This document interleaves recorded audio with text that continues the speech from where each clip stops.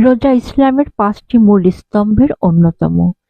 এটি শুধু একটি ইবাদত নয়, বরং আত্মশুদ্ধি, ধৈর্য ও তাকওয়া অর্জনের অন্যতম মাধ্যম। রমজান মাসে মুসলমানরা সুবহে সাদিক থেকে সূর্যাস্ত পর্যন্ত সকল ধরনের পানাহার থেকে বিরত থাকে, যা আত্মসংযম ও আল্লাহর প্রতি আনুগত্যের শিক্ষা দেয়। রোজার মাধ্যমে মানুষ তার নফসকে সংযত করতে শেখে। এটি কেবল উপবাস নয়, বরং মনের পরিশুদ্ধি, খারাপ অভ্যাস ত্যাগ এবং আত্মনিয়ন্ত্রণের এক অনন্য উপায়।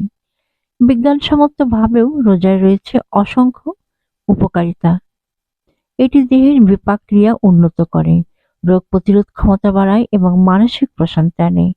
রোজার মাধ্যমে ধনী-গরিবের মধ্যে সহানুভূতি সৃষ্টি হয় এবং সমাজে ভ্রাতৃত্ববোধ জাগ্রত হয়। রোজা শুধু ধর্মীয় কর্তব্যই নয়, বরং এটি আমাদের জীবনের জন্য একটি গুরুত্বপূর্ণ অনুশীলন, যা শারীরিক ও মানসিকভাবে উপকৃত করে। আল্লাহর নৈকট্য লাভ ও আত্মশুদ্ধির জন্য আমাদের প্রত্যেকের উচিত যথাযথভাবে রোজা পালন করা এবং এর শিক্ষা আমাদের জীবনে বাস্তবায়ন করা।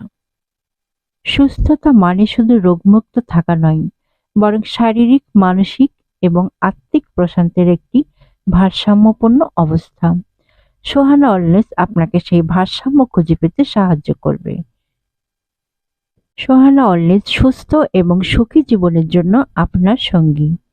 আমাদের লক্ষ্য হলো আপনার দৈনন্দিন জীবনে আপনাকে সুখী, সুস্থ ও পরিপূর্ণ জীবনযাপনের অনুপ্রেরণা দেওয়া।